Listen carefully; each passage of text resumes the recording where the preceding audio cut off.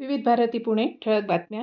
एकल महिलांना आर्थिकदृष्ट्या सक्षम आणि स्वावलंबी बनवण्यासाठी त्यांना शासनाच्या विविध योजनांचे लाभ मिळवून देण्याची गरज आहे.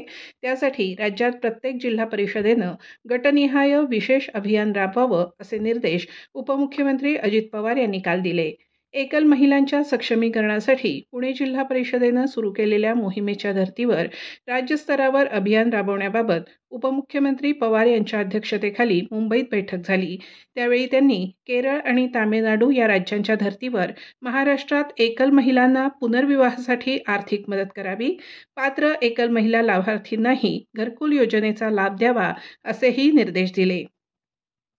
पुण्यातील औंध जिल्हा रुग्णालय परिसरात 400 खाटांचं अत्याधुनिक सुपर स्पेशालिटी आणि महिलांसाठी स्वतंत्र रुग्णालय उभारण्याच्या हालचालींना वेग आला आहे. दोन्ही रुग्णालयं प्रत्येकी 200 खाटांची असतील. आरोग्य विभागानं याबाबतचा अंतिम प्रस्ताव राज्य शासनाकडे मंजुरीसाठी सादर केला आहे. वाढती लोकसंख्या आणि आरोग्य सेवेची वाढती मागणी लक्षात घेता हा प्रकल्प उपयुक्त ठरेल, असं पुणे आरोग्य सेवा परिमंडलचे उपसंचालक डॉक्टर भगवान पवार यांनी सांगितलं. पिंपरी चिंचवड शहरात सध्या ठिकठिकाणी कचऱ्याचं साम्राज्य पसरलं आहे. महापालिका आरोग्य विभागाच्या वतीनं दंडात्मक कारवाईला सुरुवात झाली असून इंदिरानगर, पवनानगर, बिजलीनगर, चिंचवडेनगर, चाफेकर चौक अशा अनेक भागांमधील नागरिकांना कचरा गाडीतच कचरा टाकण्याचं आवाहन महापालिकेनं केलं आहे. पुढील टप्प्यांमध्ये गृहसंकुलांना नोटिसा बजावण्यात येतील, असंही आरोग्य विभागानं नमूद केलं आहे.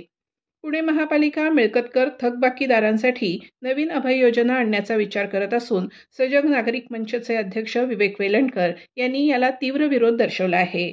2020-21 आणि 2021-22 मधील अभय योजनांमुळे पुणे महापालिकेला 274 कोटी रुपयांचं नुकसान झालं असून या योजनांचा लाभ घेतलेल्या अनेकांनी पुन्हा कर थकवला आहे.